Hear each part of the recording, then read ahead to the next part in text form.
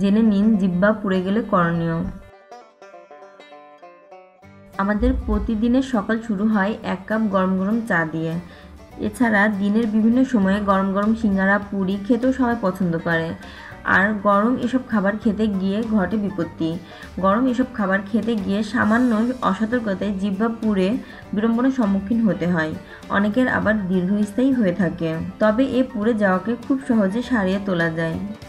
চলুন জেনে নেই জিহ্বা পুড়ে গেলে কি করতে হবে। 1. জিহ্বায় বরফ ঘষে দিন।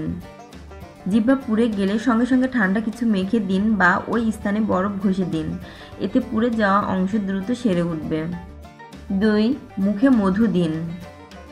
যে কোনোভাবে জিহ্বা পুড়ে গেলে সঙ্গে সঙ্গে সেই পোড়া অংশে মধু লাগান বা মুখে মধু নিয়ে রাখুন কিছুক্ষণ। জ্বালা পোড়া কমে যাবে। 3. দই খেয়ে নিন। জিহ্বা পুড়ে যাওয়ার ক্ষেত্রে দই খুবই উপকারী। এতে জিহ্বা দ্রুত শীতলতা লাভ করে, ফলে কষ্ট কম হয়। 4. চিনি ছড়িয়ে দিন। জিহ্বা পুড়ে গেলে সঙ্গে সঙ্গে তার উপর চিনি ছড়িয়ে দিন। দেখবেন খুব জলদি আরাম পাবেন এবং সেরে উঠবেন। 5.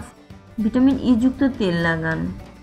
ভিটামিন ই যুক্ত তেল আপনি পোড়া জিহ্বার অংশে লাগান। এতে খুব জলদি আরাম পাওয়া যাবে। 6. মুখ দিয়ে শ্বাস নিন।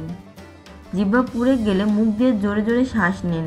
এতে জিহ্বায় শীতল হবে এবং পোড়া ভাব দ্রুত সেরে উঠবে।